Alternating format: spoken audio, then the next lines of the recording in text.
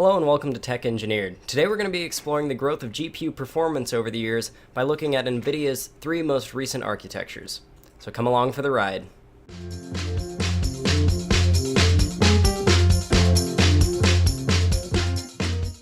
So first, let's explain what a GPU architecture is. Basically, an architecture is just the design of the processor itself. So the three most recent Nvidia GPU architectures are Kepler, Maxwell, and Pascal. Kepler was released in 2012, Maxwell in 2014, and Pascal this year in 2016. So we have one card representing each of those. Respectively, they are the GTX 660, GTX 960, and the GTX 660 6GB edition. I chose all 60 series cards so that we had kind of an even baseline of not having different cards from different series basically across the architectures. The testing was done across 6 different benchmarks on high presets at 2560 by 1080 ultra-wide, except a few exceptions such as Firestrike, which could only be run at 1080, and some others that just didn't have settings that could be changed, such as Cinebench. The test system used was an Intel X99 platform with a i7 6800K and 32 gigs of DDR4 memory at 2133 MHz. So here are the results.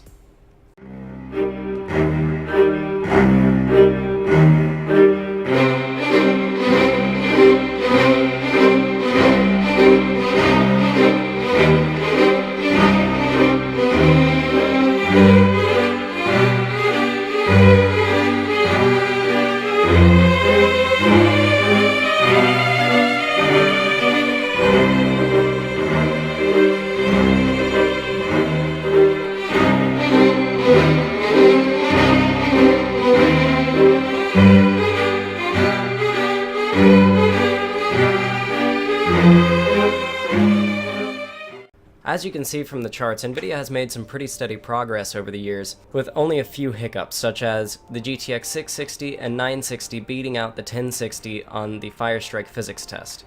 I don't know why that necessarily happened. I think it might just be a hiccup, but still, it's an interesting occurrence. One of the cool things that I noticed in testing was that the GTX 1060 self-overclocked to almost 2 GHz, and a lot of the tests it reached 1.8 or even 1.9 GHz. And that is kind of unheard of for a 60 series card, let alone really any card that isn't super high-end. Especially since it has a base clock of 1.5 GHz and a boost clock of 1.7, so it's overclocking itself well above using the GPU boost technology. Another test that I would have liked to have performed would have been a DirectX 12 test, but I opted out of that because the GTX 660 does not support DirectX 12 as it is an older card. It only supports DirectX 11. It truly is cool to see and study how far we've gotten with GPU technology, and I can only hope that we will get even more advanced in the future and have even greater cards with much more performance per dollar.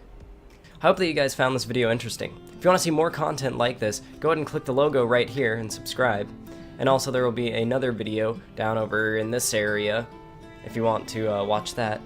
But other than that, I'll see you guys in the next video.